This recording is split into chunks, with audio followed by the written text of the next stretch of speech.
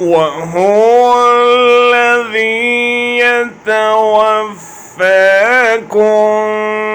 بالليل ويعلم ما جرحتم بالنهار ثم يبعثكم فيه ليقضى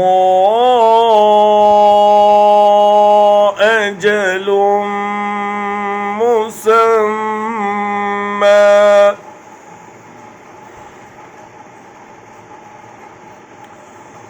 ثم إليه مرجعكم ثم ينبئكم بما كنتم تعملون।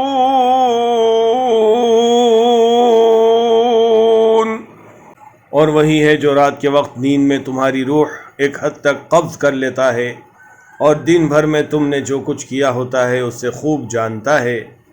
फिर उस नए दिन में तुम्हारी ज़िंदगी देता है ताकि तुम्हारी उम्र की मुकर्ररा मुद्दत पूरी हो जाए। फिर उसी के पास तुमको लौट कर जाना है। उस वक्त वो तुम्हें बताएगा कि तुम क्या किया करते थे। And it is he who takes your souls by night and knows what you have committed by day. Then he revives you therein, that a specified term may be fulfilled. Then to him will be your return. Then he will inform you about what you used to do.